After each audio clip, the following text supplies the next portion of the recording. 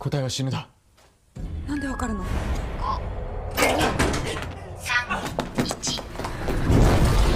次も死ぬだ。よし。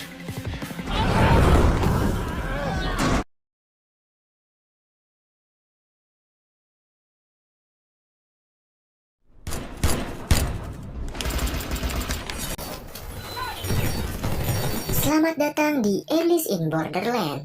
Kali ini cerita akan berpusat pada Ryohei Arisu, seorang gamer pengangguran yang jadi beban keluarga. Hari ini, seperti biasa Arisu bermain game sendirian di kamarnya. Adiknya masuk dan mempertanyakan ketidakhadiran kakaknya di interview kerjanya kali ini. Sang adik yang sudah bosan dan capek berkata bahwa kali ini adalah yang terakhir ayahnya mereka membantu Arisu untuk mencari pekerjaan. もう就職の手助けはしないってさ、すねかじりで。 Arisu tidak menghiraukan perkataan adiknya itu. Tetapi kemudian, adiknya berkata bahwa Arisu adalah seorang parasit di rumah ini. Arisu yang merasa kesal memutuskan untuk pergi. Tapi sebelum dia keluar, dia memandangi foto ibunya. これはマシだったのにな。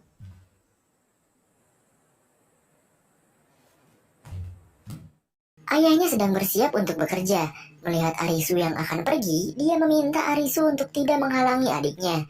Sempat terjadi keheningan antara mereka berdua. Tapi kemudian, Arisu melanjutkan langkahnya untuk keluar dari rumah ini.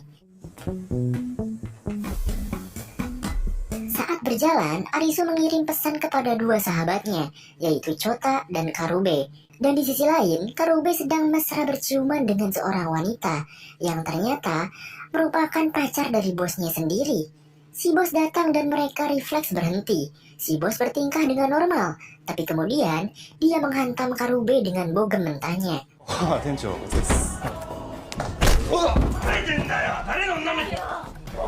Si bos melancarkan pukulannya lagi, tetapi kali ini Karube berhasil bertahan dan balik memukulnya sampai jatuh dan tepar. Kini adegan beralih pada Chota yang baru keluar dari ATM untuk mengambil uang yang akan diberikan pada ibunya.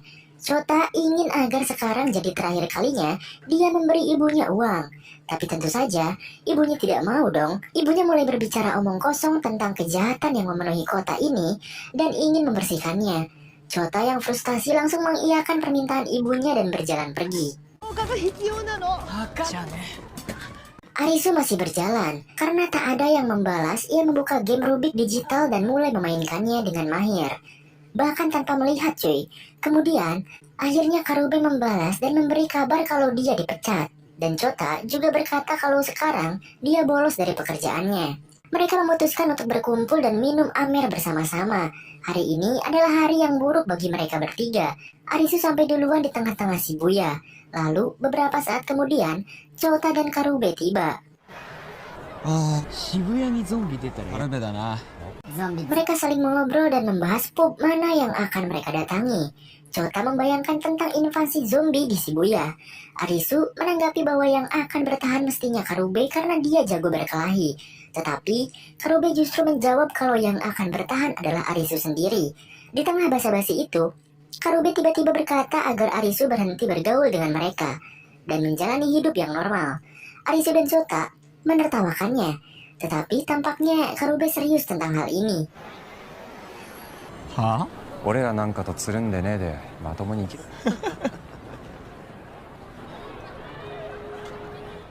Karube membuang rokoknya.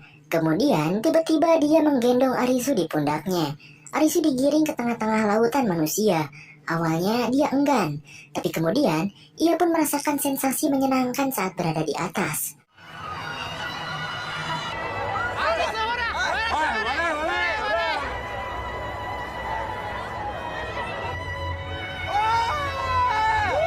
Mereka tertawa bersama, berjalan-jalan di tengah hiruk-pikuknya Shibuya. Saking tenggelamnya dengan kesenangan, mereka tidak menyadari kalau mereka tengah berada di jalur lalu lintas kendaraan.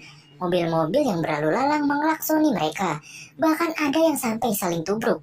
Polisi datang. Arisu dan kawan-kawannya lekas kabur dan masuk ke toilet umum untuk bersembunyi. Mereka membisu dan saling mengobrol lewat chat. Lalu tiba-tiba ada yang menggedor-gedor pintu toilet.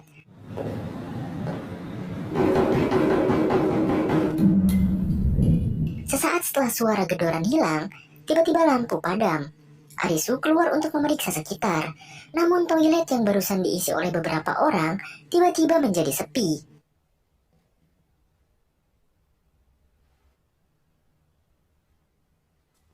Arisu lanjut berjalan, disusul oleh Shota dan Karube di belakangnya. Mereka melihat-lihat ke sekitar, tetapi bangunan yang barusan ramai sekarang menjadi sepi tak berpenghuni.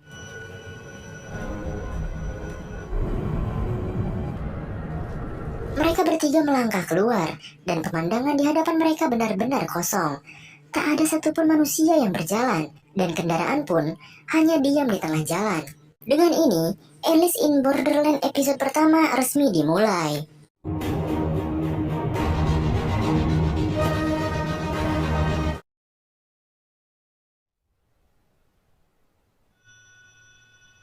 Karube dan Shota pergi ke tempat mereka bekerja, dan mereka sama-sama tak menemukan keberadaan manusia.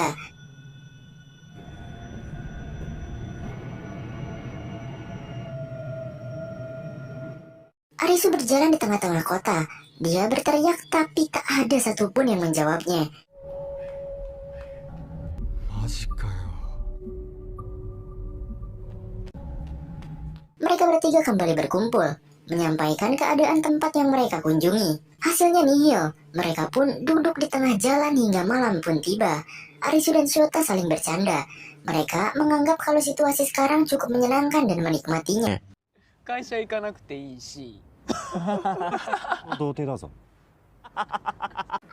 Karube kurang setuju, tapi lagi-lagi Arisu dan Shota hanya menertawakan kata-katanya. Di tengah bercandaan mereka, tiba-tiba layar gedung di depan mereka menyala.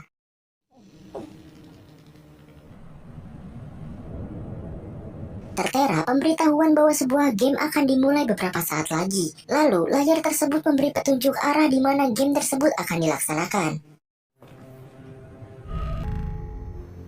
あれ、 誰かいるのか。 Arisu dan kawan-kawan menoleh ke arah yang ditunjuk, dan di ujung sana ada cahaya merah yang terang. Arisu, Shota, dan Karube berlari ke arah cahaya tersebut. Hingga pada akhirnya mereka pun sampai ke sebuah bangunan yang bernama Gedung GM. Mereka pun masuk, kemudian berjalan perlahan-lahan melewati lorong dan menemukan HP yang berjejer di atas meja.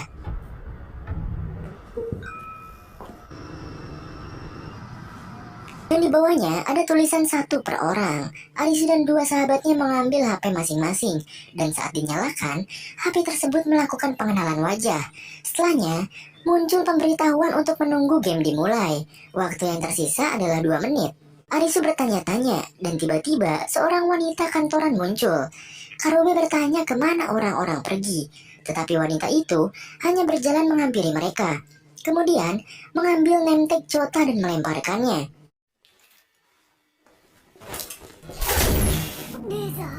Nemtek tersebut tiba-tiba tertembak laser hingga berlubang. Kemudian si wanita kantoran menjelaskan bahwa mereka tidak bisa kembali setelah melewati perbatasan dan harus ikut permainan. Arisu memeriksa laser tersebut. Lalu kemudian peserta baru yang merupakan seorang murid SMA muncul. Murid tersebut berjalan menghampiri mereka, dan untungnya laser tersebut tidak menyala saat dimasuki. Setelah semua peserta mengambil HP, pendaftaran pun ditutup. Game dimulai. Kali ini namanya adalah hidup atau mati. Dan tingkat kesulitannya adalah 3 keriting. Kok tingkat kesulitannya kayak gitu ya? Ya nggak tahu, gue jarang main kartu gitu. Aturannya adalah mereka harus memilih pintu yang benar sesuai waktu yang ditentukan. Kemudian, syarat untuk menang adalah harus keluar dari gedung ini sesuai batas waktu yang ditentukan juga.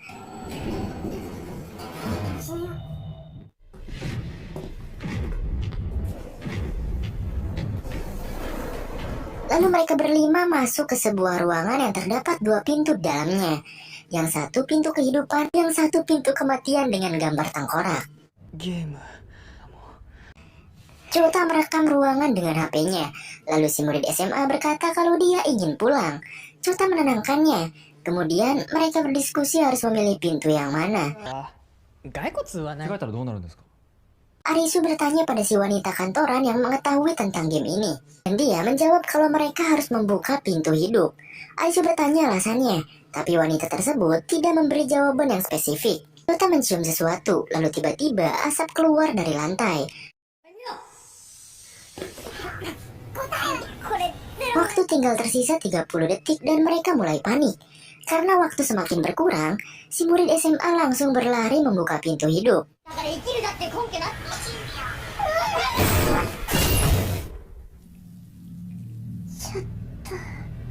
Mereka yang tersisa kaget. Si wanita kantor bergegas masuk ke pintu mati dan menyelamatkan diri, disusul oleh Arisu dan sahabatnya.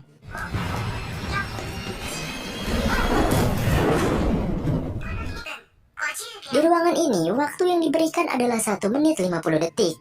Arisu dan kawan-kawannya masih tidak percaya kalau si murid SMA benar-benar mati. Arisu menyalahkan si wanita kantoran, tetapi dia beralasan mereka akan mati kalau dia tidak melakukannya.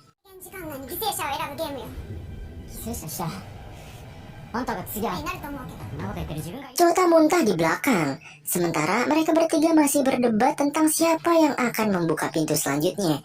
Karena tak kunjung ada jawaban, Arisu memberanikan diri untuk maju. Karube sempat mencegahnya, tetapi Arisu tetap bersikeras dan mulai memegang gagang pintu mati.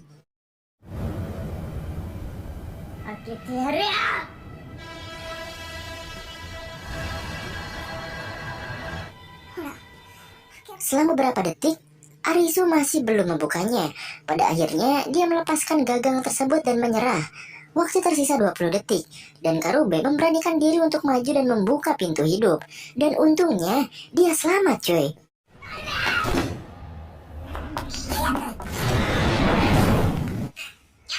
Setelah yang lainnya menyusul masuk, ronde selanjutnya pun dimulai. Batas waktunya semakin menipis. Sesuai kesepakatan sebelumnya, sekarang giliran wanita kantoran yang membuka. Karube menyeretnya ke pintu hidup, tetapi wanita tersebut menolak. Karube menghela nafas, kemudian bertanya apakah Arisu punya ide. Arisu juga kebingungan dan berkata bahwa ini bukanlah game. Karube mencoba meyakinkannya, tetapi Arisu masih saja enggan berpikir.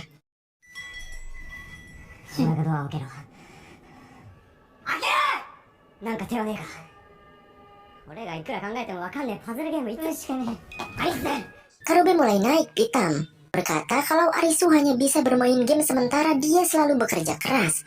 Arisu membalas Karube dengan mengatakan kalau dia juga hanya bisa memukuli orang. Dan akhirnya Karube menghajarnya.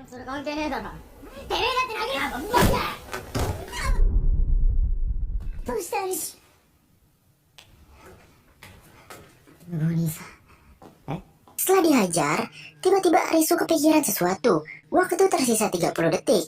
Arisu berdiri dan kemudian memikirkan sesuatu. Hingga berakhir pada kesimpulan kalau jawaban ruangan kali ini adalah mati. Waktu tersisa 10 detik dan Arisu dengan yakin membuka pintu tersebut dan ternyata jawabannya benar.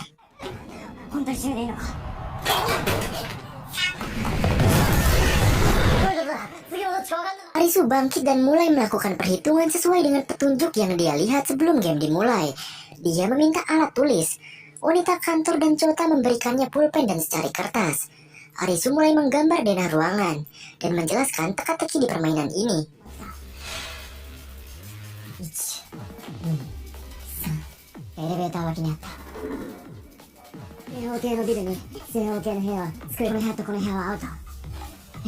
Setelah jawaban didapat, Arisu langsung bergegas membuka pintu mati dan mereka pun selamat. Setelah memasuki ruangan, Arisu yang sudah mendapat jawaban langsung memilih pintu mati. Dan ternyata jawabannya benar lagi. Arisu, Karube, dan Chota kegirangan. Kemudian mereka pun langsung membuka pintu hidup dan berhasil masuk ke ruangan selanjutnya.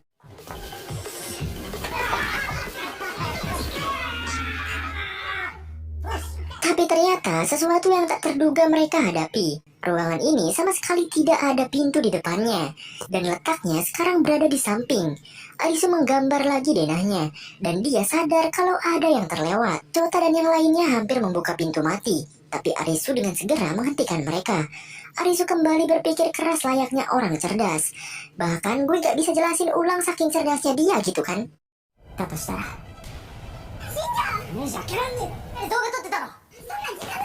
Intinya ya, Arisu kemudian meminta Chota untuk menunjukkan video yang dia rekam di awal. Dia menonton video tersebut dengan seksama, dan saat video menunjukkan adegan murid SMA membuka pintu, dia melihat bahwa tembok di depan pintu ruangan tersebut juga buntu. Tersisa 10 detik. Arisu berkata bahwa ruangan ini bentuknya bukan persegi dan ada ruangan di balik pintu hidup. Di detik-detik terakhir, mereka langsung bergegas menuju pintu tersebut. Chota yang keluar paling akhir terbakar kakinya, dan Karube lekas memadamkannya. Batas waktu hanya 10 detik. Wanita kantoran hampir membuka pintu hidup, tapi Arisu mencegahnya dan membuka pintu mati. Dan ternyata jawabannya benar, cuy.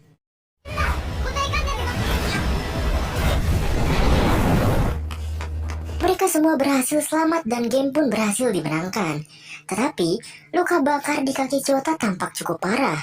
Si wanita kantor melihat ada sesuatu di atas meja kecil, dan dia pun menghampirinya. Di situ, ada sebuah kartu 3 keriting, sama seperti tingkat kesulitan yang diberitahu di awal permainan.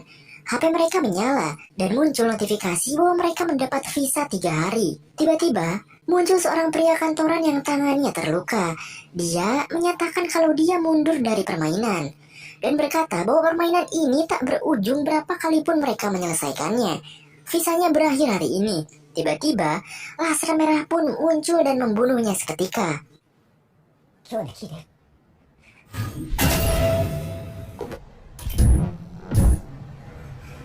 Si wanita kantor menjelaskan kalau visa mereka habis, maka mereka akan mati.